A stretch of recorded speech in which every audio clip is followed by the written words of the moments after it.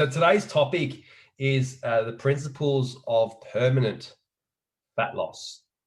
And I warned you that the principles aren't going to be exactly what you may think. I'm not going to be talking about macros, carbs, proteins, exercises, all of that top level stuff. And I call it top level stuff because it's just information and it's cool to know. But unless you actually take action on it, then it's worth nothing. And I've experienced that whole analogy probably the most in my career, especially early on. I'm going to take this opportunity to give you a little bit of an insight into why I'm deriving the Fit Mum method and the principles behind it, because it does actually run pretty deep for me.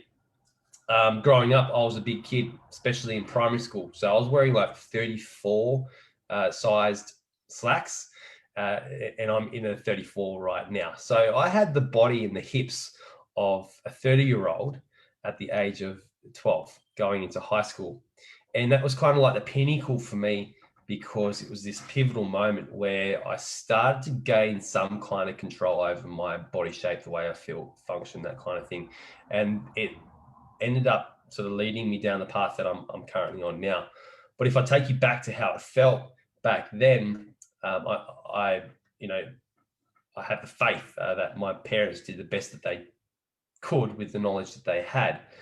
But at that time, there was a stage where in my life, Mum was single. She just met a new man. She had had two girls with that man, and life was a bit tumultuous. Me and my brother, we were to the same father, and there was a court case there again, which made things tumultuous. And I don't really want to talk too much about that, but to give you a bit of context, that explains a bit behind why I didn't get into sport. That's explaining why I had a different diet, going from my dad's to my mum's and so forth. And through that experience, it kind of created a bit of pain inside me that I felt out of control. And I found control in body shape, right? To a point where through my teenage years, I was obsessed with my body image. And being obsessed with my body image, it took me down a path of control, confidence, but then extremism. And as with anything, when you go too extreme, you get the benefit, but then you get the side effects. And in my 17s, 18s, 19s, 20s, even 21s, when I first met Megan, I was this extreme bodybuilding type, where for 6 months of the year I'd be eating chicken and broccoli, and the other 6 months of the year I'd be drinking up, having a booze up with my mates, hitting the Australian Pizza House down in Highney Street at 3 a.m. in the morning. So if you're from Adelaide or you know of Adelaide, I was frequenting that part of the world around my 20s, and it was really, again, another tumultuous moment in my life where, again, I lost control, and it was kind of akin to a lot of the chaos that I hear from the mums that I speak to, right? In fact, there's a running joke between me and Megan, and that's I'm more of a female with my body than she is. I do have some hang-ups, and this is probably why I resonate so well with the mums that I work with. But furthermore, getting back to the point, I went down that extreme path to a point where I was displaying characteristics of bulimia. So I would literally go to a restaurant, and it'd be a cheap meal for me, and I'd just gorge myself till I was full. I'd look, and we'd only be at course 1, and there was 2 more courses left. So I'd go into the toilets, I'd purge, I'd vomit, and I'd go back out, and I'd start on course 2. And that was probably the lowest point for me. That was where I was like, all right, I need to get some knowledge here. I need to work out a more sustainable method, and I need to work out this lifestyle so that I not only get a result, I work to that result, but I can sustain it. I can sustain it around friends, going out, but also as my life changed and I met Megan, I took on my stepdaughter. She's my daughter. And now we've got Logie. We've got a family of 4. To work out how a lifestyle changes and how to solve everyday problems as you go along was the journey that I started on post displaying characteristics of bulimia. If I had more balls, I probably would have went to the doctor and the doctor would have diagnosed me, but that wouldn't have done anything. I suppose I'm happy I went down the path that I went down. So before I digress, let me get into it.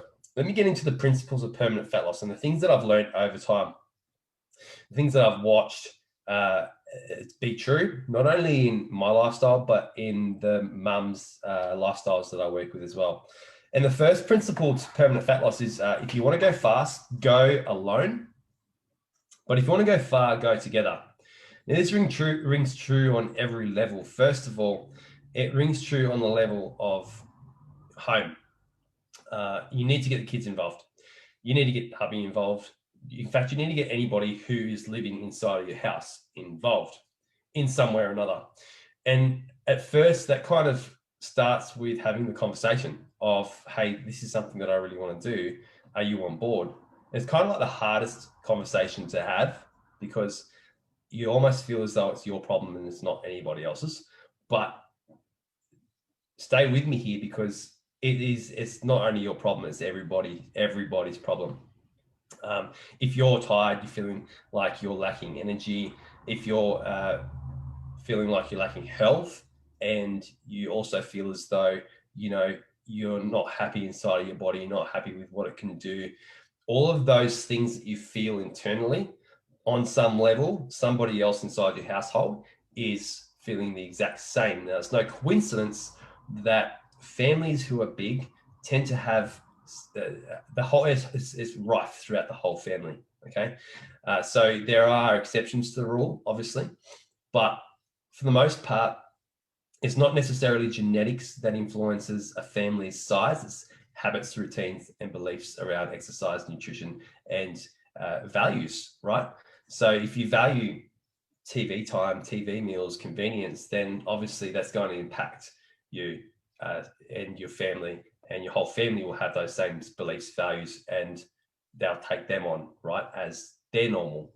If you think about realities and the way we perceive the world and time and so forth, we've got our own frame, and our frame is given to us from our family, so how we were brought up, but then our frame is influenced by the people that we take on into our lives, friends, work colleagues. And if you think about everybody you're hanging around, well, chances are you're connecting on some kind of level based on the values that you have. And those values, they affect your body shape, the way you look, the way you feel, the way you function, all of that kind of stuff. So to reiterate this first principle, it's really important that before you launch into any kind of diet and exercise program, you check in. You check in with yourself, you check in with the people around you, and you get realistic on the changes and the pace of the changes that you can make. Because if you don't, then you'll fall into the trap of all or none, where you launch yourself into a set of ideals somebody else thinks you should do to get into shape. Typical example is doing a 6-week challenge. You go and you start on this plan that is rigid, restrictive, and based on what trainers and dietitians think you should be doing. And then you have this massive gap, right? This big chasm where you're riding a skateboard down like Bart Simpson and you get over, or like Homer, you think you're there, you go, woohoo! And then all of a sudden crash, bang, you fall, you hit the side of the cliff, you get bruised, battered, and you have that story of, this is not for me. I don't have the ability to follow through. I don't have the space, the time in my life. You tell yourself all of these stories to give yourself the reason not to try again, or give yourself the reason to put it off or not to start now, and so forth. So this first fundamental is to realize and understand that you need to band together. You need to get your values and aligned with the people who are inside of your home, and you need to go for it together. You will eat whatever your family eats. If there's a chicken salad that's soggy in the fridge, or if there's a healthy mummy shake made up, that you intend to drink, you're not going to do that every single time. So if your results rely on something like that, that isolates you, then you're going to have a hard time getting the result in the first place and keeping the result. And you'll do what they do. So if you're a family who values sitting down watching telly, or you go off into your own space and you have your own screen time, and you do that too much and you don't connect as a family, you don't get out in the yard, you're not active, then you're also going to struggle with permanent results. So whilst every mum in this group is probably looking for the secret to a flat tummy, to abs after babies, this is the first step. This is the secret. If you don't actually love and enjoy the lifestyle that you create for yourself, then you won't ever be able to get as far as you need to go to get those kinds of results. And it's okay if you don't want to get those kinds of results. I'm not here to convince you otherwise. I'm a facilitator. All my role is to figure out what you want and tell you what you need to get, what you need to do to get it, and then remind you of why you started in the first place, right? So moving forward, let's talk about principle 2. Principle 2 is surrounding facts, and this is something that often we like to avoid. Facts, they damage the ego because they don't lie. And if you think about facts, what I mean by facts is the balance in your everyday spending account. Facts are the numbers on the scale or the numbers on the measuring tape. Facts are the size of clothes that you wear. Facts are the energy that you have at the end of the day, right? These are all facts, and they don't lie, and they actually leave clues. What lies are people. You lie to yourself, and the people around you lie as well. Why do they lie? Well, they lie to make you feel better. Think about the "oh, you look great, honey" remark. I say that all the time, and I've really got to watch myself because it takes power away. When Megan looks at herself in the mirror and she's not happy with how her body is looking, and she says to me, "Oh, look, I've indulged a bit too much. I've been a little bit too wild over the last few months. I need to rein it in." And I go and say, "Hey, you look okay, honey." That's me trying to deflect. That's me trying to have her reassured that I love her, I enjoy her, I find her attractive, yada, yada, yada. So when somebody around you says something like that, that's typically a reflection of themselves, right? And it takes power away from you because then you feel as though you let off the hook. You don't have any control. You should just accept what is, and so forth. And it's in that mindset that you don't actually take action. You don't move forward, right? The same goes with standards. Your standards will dictate your quality of life. And as you get older, you start to make justifications for your standards slipping. You don't have as much energy as you did getting up in the morning. So you justify it by saying you're busier, you're more career driven, you've got more kids, you've got more stress in life. Your standards with actually what you see looking back at you in the mirror, again, also start to slip over time. And those standards, well, they predicate what you are going to live up to. So if your standards start to slip, then you're not necessarily going to do the things that you need to do to get to a certain point. So you may sit there and you may look at the fitness model on Instagram and be like, "Oh, I'd really love to have her body," but understand that she's got a different level of standards for herself than you do right now, and you need to improve your standards. You need to increase your standards step by step to actually get to that stage. A typical example here would be looking at Megan in everyday life. You probably wouldn't think that she's fat, right? But based on her standards right now, she's been leaner than what she is right now. So she considers herself fat, right?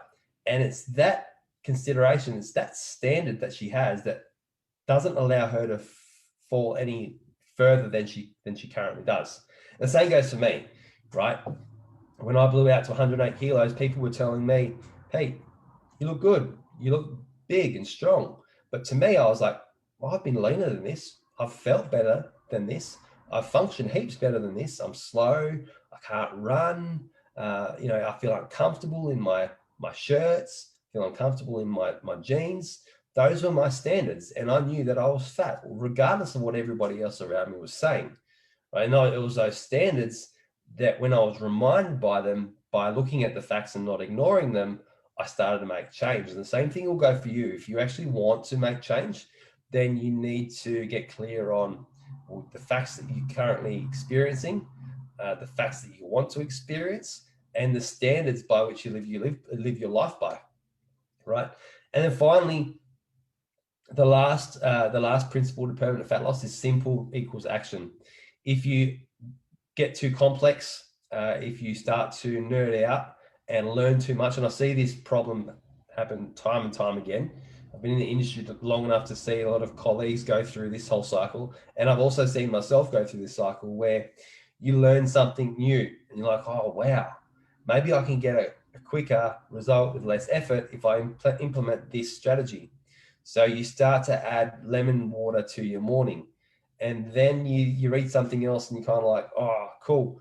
I like that strategy as well. That makes sense. I'm going to implement that as well. So now you're drinking lemon juice in the morning, or lemon detox in the morning, and then you're waiting till 10:15 a.m. to have your first meal, to make sure you've got that 16-hour fasting protocol down pat. And then you read something new and you're like, oh, coconut oil.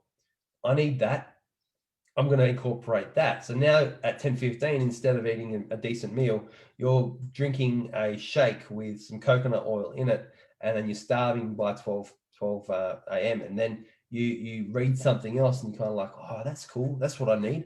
I need that apple cider vinegar gummy because it stops cravings, and it also starves off hunger. So I'm going to take that at 12, right?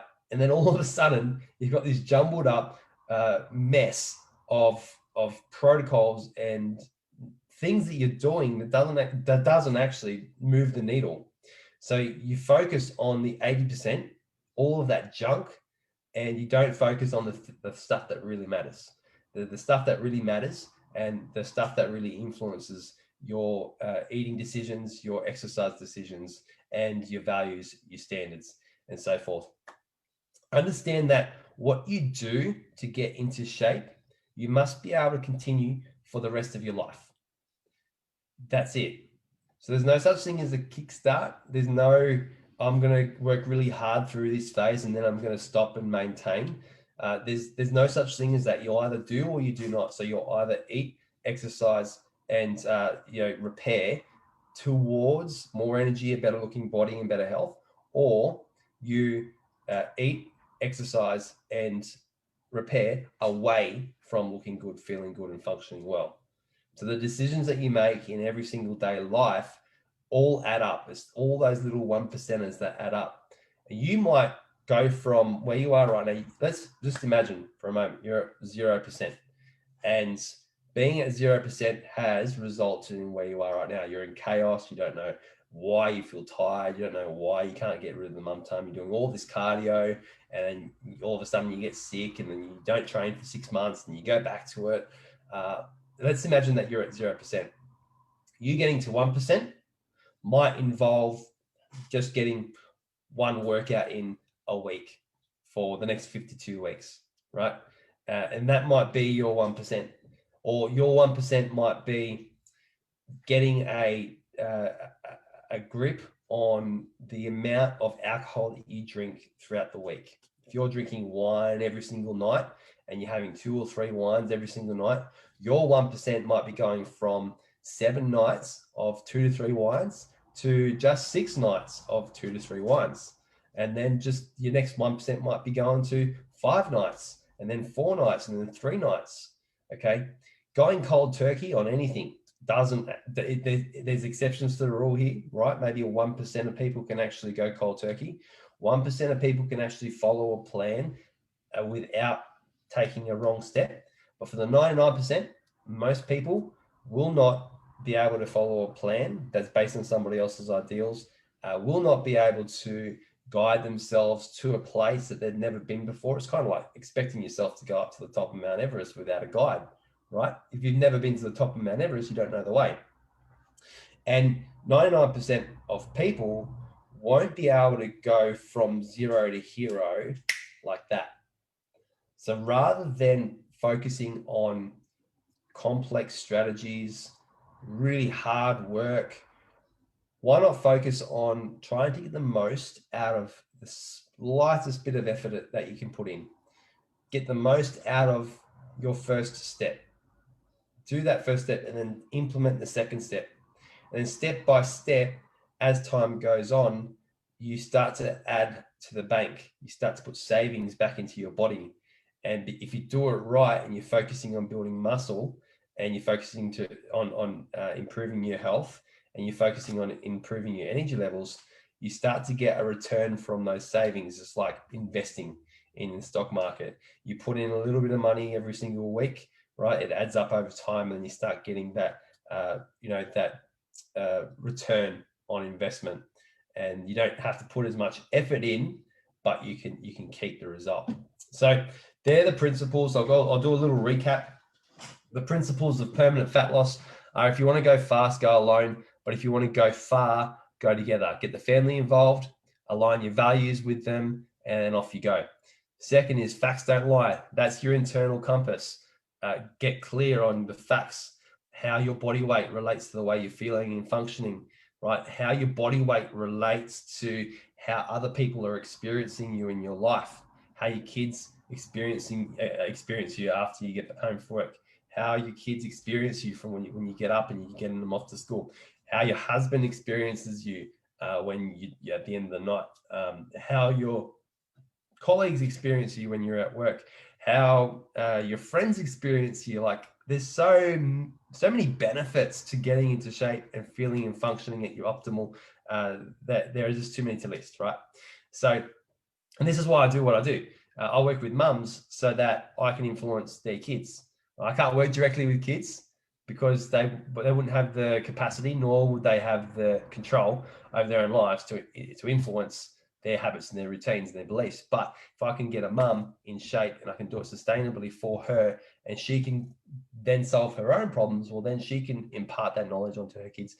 The next generation doesn't spend $718 million per month on fitness solutions that don't work, and we have a better world. Okay. And finally, simple equals action. Take one step at a time. Improve by 1% every single day. Eventually, you're going to get there. Don't look for the perfect program. Don't look for the perfect time. Don't look for the perfect strategy, the quick fix, the magic pill, potion. I could go on and go on and go on. There are simple things that you can do to influence your body shape, the way you feel and function. And you know what they are. You just need a good enough reason to do them.